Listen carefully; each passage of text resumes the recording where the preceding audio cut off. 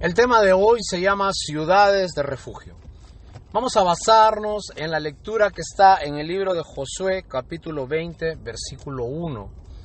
La palabra del Señor dice así: Habló Jehová a Josué diciendo: Habla a los hijos de Israel y diles: Señalaos las ciudades de refugio de las cuales yo os había hablado antes por medio de Moisés, para que se acoja allí el homicida que matare a alguno por accidente y no a sabiendas, y servirán de refugio contra el vengador de la sangre. Y el que se acogiere a alguna de las ciudades de refugio se presentará a la puerta de la ciudad y expondrá sus razones en oídos de los ancianos de aquella ciudad. Y ellos le recibirán consigo dentro de la ciudad y le darán lugar para que habite con ellos. Si el vengador de la sangre le siguiere, no se podrá entregar en su mano al homicida, por lo cual hirió a su prójimo en accidente y no tuvo con él ninguna enemistad antes, y quedará en aquella ciudad hasta que comparezca en juicio delante de la congregación y hasta la muerte del que fuere sumo sacerdote en aquel tiempo. Entonces el homicida podrá volver a su ciudad y a su casa y a la ciudad de donde huyó. Me gustaría comenzar el tema de hoy con una ilustración de la famosa novela de Víctor Hugo, Los Miserables. Me encanta un fragmento de esta novela en la cual un hombre es condenado por robo y purga su condena en cárcel durante muchos años.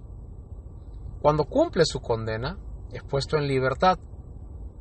Al no saber qué hacer el primer día que estuvo libre, lo primero que se le ocurre es ir a la iglesia de la ciudad. Se presenta delante del sacerdote, le explica su situación y el sacerdote, teniendo compasión de esta persona, le da comida y le dice que pase allí la noche. Cuando este hombre despierta después de su primera noche dentro del templo, por instinto lo primero que hace es se fija en unas piezas valiosas de plata que habían, las mete en una bolsa y se va. Le roba al sacerdote. Este hombre, con su bolsa en mano, comienza a andar y a caminar de pueblo en pueblo y es percibido por uno de los guardianes del templo, o de la ciudad. Entonces él se le acerca y le dice: Señor, ¿qué hace usted con esa bolsa? Y le explica y le dice: no, estaba en el templo y el sacerdote me las ha regalado. Entonces, haciendo sentido común, este hombre dice: este tipo ha estado preso, es libre, ahora aparece con una bolsa llena de objetos valiosos de plata, ha vuelto a robar. Pero ante tanta insistencia del hombre, llaman al sacerdote para hacer un careo. Cuando el sacerdote llega, le preguntan las autoridades: sacerdote del lugar, este hombre dice de que usted le ha regalado estas piezas de plata. ¿Eso es cierto o no? Increíblemente, el sacerdote dice: sí, es cierto. Hijo mío, te olvidaste esta pieza más que yo también te regalé. Entonces, este hombre es dejado libre y se va con su bolsa llena de piezas de plata. Él no podía creer lo que le había pasado. Le había robado a alguien, había traicionado la confianza que le habían dado, y este hombre en su lugar le pagaba poniendo su palabra en medio de los dos, en medio de la autoridad y en medio de él. Alguien le había hecho entender algo que él nunca había percibido durante toda su existencia terrenal. Él había podido entender lo que era la gracia. Gracia es un favor inmerecido. Este tipo a la noche va con la bolsa de tela, la deja en la puerta del templo y sigue su camino. Nunca más pudo robar. No podía entender cómo inmerecidamente alguien había podido dar su palabra por él. Le había dado un regalo que no merecía. Algo similar pasa con este tema de las ciudades de refugio. Estamos en el libro de Josué. Acuérdense, el libro de Josué es el libro que está después de Deuteronomio. Vale decir, el pueblo de Israel recién entra a la tierra prometida y comienza a tomar posesión del lugar que Dios les había prometido. En medio de todo ese lugar, Dios les recuerda a ellos algo que les había dicho a Moisés en Números capítulo 35. Alrededor de todo el pueblo de Israel debían crear 6 ciudades de refugio. Estas ciudades eran para aquellos que por alguna razón involuntaria hubiesen matado a alguien. En ese tiempo la costumbre era permitir que el que había matado a alguien pueda ser matado por un familiar directo de la víctima, quien podía tomar así venganza, cumpliendo aquella famosa frase, ojo por ojo y diente por diente. Tú mataste a mi familia, pues ahora yo te persigo y te voy a matar para hacer justicia. Pero si este hombre había matado a alguien inconscientemente, sin querer, en una forma inesperada, entonces este hombre podía huir y podía refugiarse en alguna de las ciudades que Dios había determinado. ¿Qué significa la palabra refugio?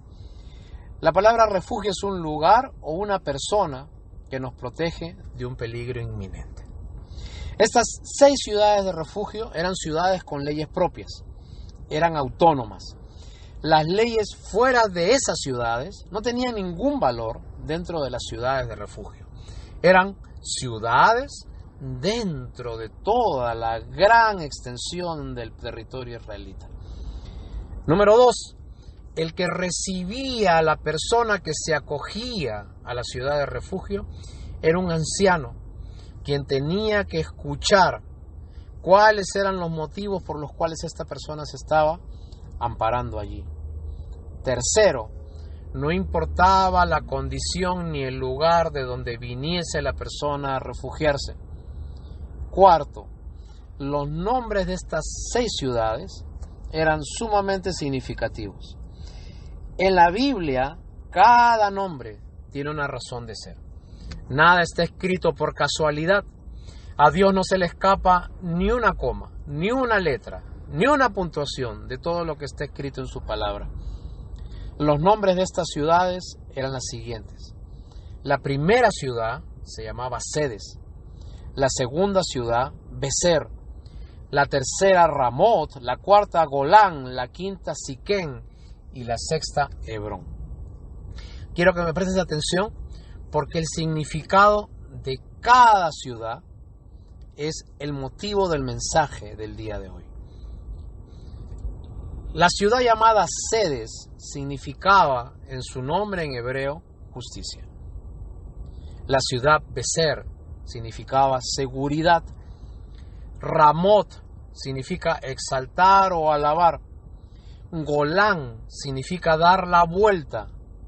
Siquén significa poner el hombro. Y Hebrón significa amistad. Es decir, cada una de estas ciudades alrededor de Israel representaban el ambiente que debían haber dentro de ellas. Allí, en las ciudades de refugio, debía haber justicia, seguridad, se debía exaltar a Dios. Debíamos volver al inicio de nuestra relación con Dios y dar una media vuelta para acercarnos a Él. Debía haber un compañerismo hombro a hombro que se manifestara a través de la amistad. Por eso queríamos decirles en el día de hoy, ¿cuáles son las ciudades de refugio el día de hoy? Estos pequeños espacios donde la gente se acoge, recibe amor y son encaminados cuando todo está en contra de ellos, son las iglesias, quienes finalmente deberían ser un reflejo de lo que Cristo es. Jesucristo es nuestra principal ciudad de refugio. Cristo es quien nos da su justicia para presentarnos delante de Dios. Él es el que nos lleva a ser agradecidos con Dios y nos hace volver hacia Él. Él es quien nos coloca en la iglesia para andar en compañerismo y relaciones sanas que se muestran en actitudes sorprendentes de amor. Tristemente, las iglesias se han convertido muchas veces en sitios de juicio, miramientos, actitudes y separaciones, en lugar de demostrar lo que realmente era el sentido de una ciudad de refugio. La iglesia, hermano, es la ciudad de refugio, donde va el que no tiene esperanza, donde va el que está desamparado, el último lugar donde se acoge aquel que es rechazado por todos. Y actualmente nosotros estamos viviendo en una situación tan difícil, estamos viviendo en una coyuntura tan extraordinariamente complicada, que la desesperanza, la desilusión, la crisis son pensamientos continuos en la mente de la persona. ¿A dónde iremos en momentos de necesidad? ¿A dónde iremos en busca de paz? ¿Quién podrá ser nuestro refugio cuando nadie nos da la mano? Cuando todo se ha perdido, cuando todo se ve oscuro, cuando hay un hueco enorme en el cual hemos caído. Cristo es la ciudad de refugio y Cristo se manifiesta a través de su iglesia en esta tierra. Querido hermano, hagamos iglesias buenas. Las iglesias no son templos. Las iglesias no son pedazos de madera juntas. Las iglesias no son un conjunto de ladrillos con cierta forma. Las iglesias son el grupo de personas redimidas por el Señor Jesucristo, en las cuales todos tienen el mismo valor. Todos vinimos sin ninguno, pero hemos sido llenados de valor. ¿Cuál es el valor por el cual es llenado un hijo de Dios? El valor de la sangre de Cristo que se aplica a su corazón. Hermanos, la iglesia está llamada a ser como cada una de las ciudades de refugio. Primeramente, nosotros hemos sido llamados a enseñar la justicia en Cristo Jesús. Nosotros hemos sido llamados a dar seguridad y no inseguridad, y no juicios, y no miramientos, y no críticas, sino por el contrario, tener paciencia con aquellos que recién llegan a los caminos del Señor y están aprendiendo sus primeros pasos de fe. Nosotros hemos sido llamados a enseñar, tal como significa la palabra Ramot, exaltar el nombre del Señor Jesús, enseñar la forma en que se debe adorar. La adoración no es un acto religioso por el medio del cual la gente va a un lugar. La adoración es tener una vida de obediencia a Dios. Nosotros somos llamados, como dice Golán, a enseñar que hay una media vuelta, un arrepentimiento, un volver a tener una comunión con Dios. Y para hacer eso, entonces tenemos que andar hombro a hombro con cada una de las personas que están alrededor nuestro. Hermano, ande hombro a hombro con aquellos que están cerca a usted. Usted no necesita tener ningún cargo, no necesita tener ninguna posición en la organización para hacer el trabajo de iglesia. Por favor, si usted ve a alguien que necesita, acérquese a él, búsquelo, llámelo, compártale el evangelio, ore con él, escúchelo en medio de sus dificultades, entienda sus terquedades, entienda sus valores, entienda el contexto en el cual ha venido y téngale paciencia, así como alguien la tuvo con usted. Y usted va a ver que el Señor va a crear amistades sanas, buenos amigos, buenas relaciones y buenas iglesias. Demostremos en la iglesia Camino de Vida de Rosell que se puede hacer una iglesia realmente al modelo de la Biblia. Quizás usted me diga, es que usted no sabe, pastor, todo lo que me han hecho a mí.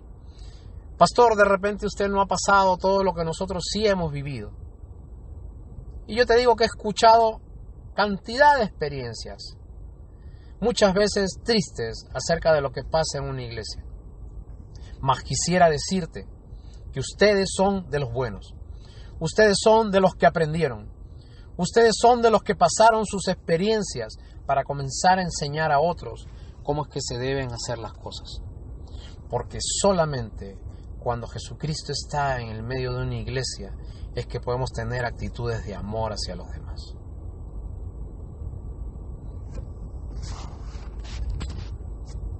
Por eso, querido hermano, en este día en medio de tanta dificultad, nuestro llamado es que alrededor de todos los que nos movemos, nosotros podamos hacer pequeñas ciudades de refugio. Que tu casa pueda ser una pequeña ciudad de refugio. Que tu vida pueda ser una pequeña ciudad de refugio. Pero nosotros no podemos hacer nada si Cristo no está en medio de nosotros. En 1 Corintios capítulo 1, la palabra del Señor dice: bendito sea el Dios y Padre de nuestro Señor Jesucristo, que nos enseña a consolar con la misma consolación con la cual hemos sido consolados por medio de Cristo, para que Él sea el exaltado en medio de nosotros. Por eso, hermanos, nuestro llamado es: ¿sabe usted consolar? ¿Sabe usted dar amor? ¿Sabe usted ser ese pequeño refugio para aquellos que lo necesitan?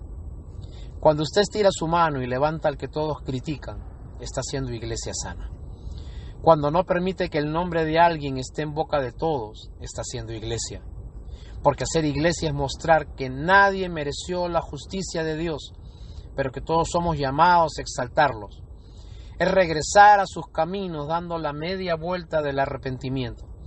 Es trabajar hombro a hombro con los demás, teniendo a la amistad en Cristo como el medio de trabajar entre los seres humanos. Y estas ciudades de refugio impactaron tanto al hombre desesperado que, pasado el tiempo, los que habían recibido la aceptación de estar en la ciudad de refugio eran los que posteriormente recibían a las personas que iban llegando poco a poco. Pregunta: ¿está usted siendo refugio para los demás? ¿Está ayudando al que todos desechan? ¿Está estirándole la mano al que ya aparentemente no tiene remedio? ¿Está dándole oportunidad a aquel que necesita el amor del Señor? Josué capítulo 20 nos enseña que nuestra ciudad de refugio es Cristo personificado a través de la iglesia.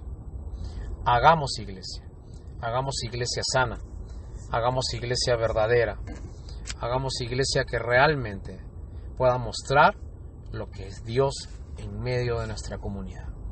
Usted tiene un mensaje que dar, usted tiene un milagro que mostrar, usted tiene una buena noticia que dar.